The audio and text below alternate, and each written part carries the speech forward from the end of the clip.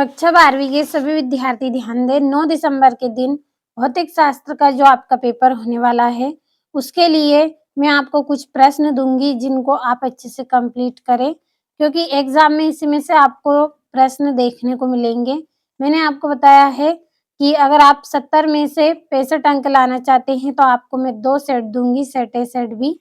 तो पिछले वीडियो में मैंने आपको सेट ए पढ़ा दिया है, आपने कंप्लीट कर लिया होगा।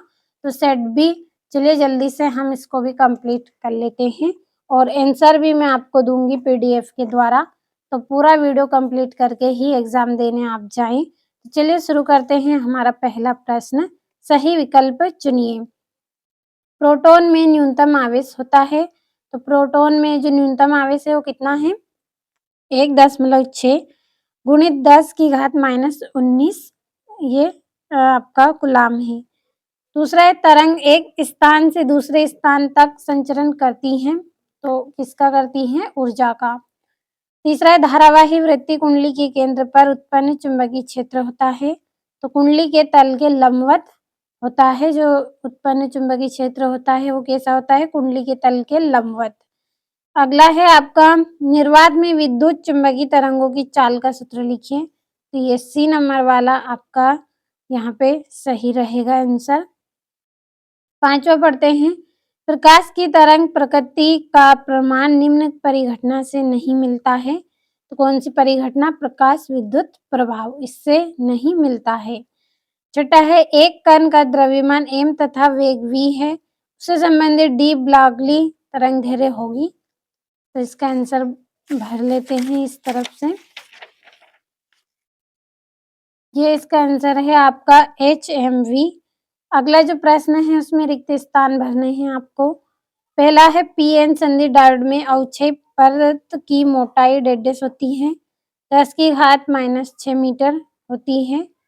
दूसरा है, हाइड्रोजन परमाणु की अधिकतम आयनन ऊर्जा 13.6 MV होती है। तीसरा है, समपोषी व्यतिकरण के लिए तरंगों के मध्य कालांतर डेढ़ होता है, तो 2 पाई होता है कालांतर इसके मध्य। और चौथा है, वायु का बुलबुला जल के भीतर डेढ़ लेंस जैसा व्यवहार करता है, तो कौन से लेंस की तरह? अवतल लेंस की तरह व्यवहार करता है। पांचवा है, व्यतिकरण में डेढ़ का पुनः विवर्तन होता है, तो किसका? ऊर्जा का। छठा है, अर्धचालकों का प्रतिरोध अशुद्धि मिलाने पर डेढ़ से तो कैसा होता है? घटता है। ये आपके रिक्त स्थान हो गए। अगला जो प्रश्न है उसमें आपको सही जोड़ियां मिलानी है। पहली है, किरचॉफ का विद्युत धारा संबंधी नियम, तो इसकी जोड़ी रहेगी आवेश संरक्षण का नियम। दूसरी है, लॉरेंज बल, तो इसकी जोड़ी रहेगी ये यहाँ पे आपका लिखा है QV B sin थीटा।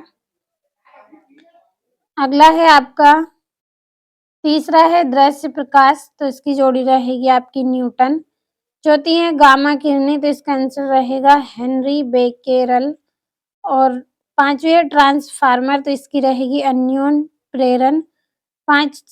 छठी है, विद्युत वाहक बल, तो इसकी जोड़ी रहेगी -d थीटा बटा डी टी। तो ये आपकी जोड़ियां हो गई। अगला जो प्रश्न है, एक वाक्य में उत्तर आपको उसमें भरना है। तो पहला है आपका, 1 kWh एवं जूल में क्या संबंध है? तो 1 kWh बराबर 3.6 गुणित 10 की घात 6 बटा में जूल। दूसरा है, विशिष्ट प्रतिरोध का एसआई मात्रक है, क्या वह इसका एसआई मात्रक? ओम गुणित मीटर आएगा। तीसरा है, किसी लेंस की क्षमता धनात्मक होती है, किस लेंस की क्षमता धनात्मक होती है? तो जो उत्तल लेंस है उसकी क्या होती है? क्षमता धनात्मक होती है। चौथा है, विद्युत द्विध्रुव आघूर्ण की दिशा क्या होती है? ऋण आवेश से धन आवेश की ओर विद्युत द्विध्रुव आघूर्ण की दिशा होती है ऋण आवेश से धन आवेश की ओर। पांचवा, समय परिवर्ती विद्युत क्षेत्र के कारण उत्पन्न धारा का मान लिखिए, तो विस्थापन धारा इसका आंसर रहेगा। अगला प्रश्न, सत्य असत्य का चयन करना है। पहला है, हीलियम नाभिक को अल्फा कण कहते हैं, तो ये सत्य रहेगा आपका। दूसरा है, हाइड्रोजन बम की कार्यविधि नाभिकीय विखंडन पर आधारित है, तो ये असत्य है। तीसरा है, चुंबकीय द्विध्रुव की निरक्षीय स्थिति में विभव का मान 0 होता है, तो ये सत्य है। चौथा है प्रतिचुंबकीय पदार्थ प्रबल चुंबक से प्रतिकर्षित होते हैं, तो ये सत्य है। और परम शून्य ताप पर अर्धचालक कुचालक जैसा व्यवहार करते हैं, तो ये आपका क्या है? सत्य है। तो ये आपके यहाँ पे पूरे प्रश्न हो गए हैं। आप हमारे जो 2 नंबर, 3 नंबर, 4 नंबर में पूछे जाने वाले प्रश्न हैं ये। तो इन प्रश्नों के आंसर की पीडीएफ आपके लिए तैयार की है। अगर आपको पीडीएफ लेना है तो वीडियो के डिस्क्रिप्शन में आपको नंबर दिए जाएँगे। आप कॉल कर लीजिए, आपको पीडीएफ मिल जाएगी। तो चलिए छठा प्रश्न पढ़ते हैं। कूलाम के व्युत्क्रम वर्ग नियम की सीमाएँ लिखनी है। मूल आवेश किसे कहते हैं? इसका मान कितना होता है? और वाटहीन धारा किसे कहते हैं? क्या हम इसे व्यावहारिक रूप से प्राप्त कर सकते हैं? तो स्क्रीनशॉट लेते चलना है। और ये आपका 9वां है, ऊंचाई ट्रांसफार्मर एवं अपचाई ट्रांसफार्मर में अंतर आपको बताना है। और चुंबकीय फ्लक्स किसे कहते हैं? इसका एसआई मात्रक क्या है? लिखना है। और विस्फोटक पदार्थ ले जाने वाले ट्रक से एक जंजीर बंधी रहती है जो जमीन को छूती रहती है, क्यों? और बाकी के ये प्रश्न हैं।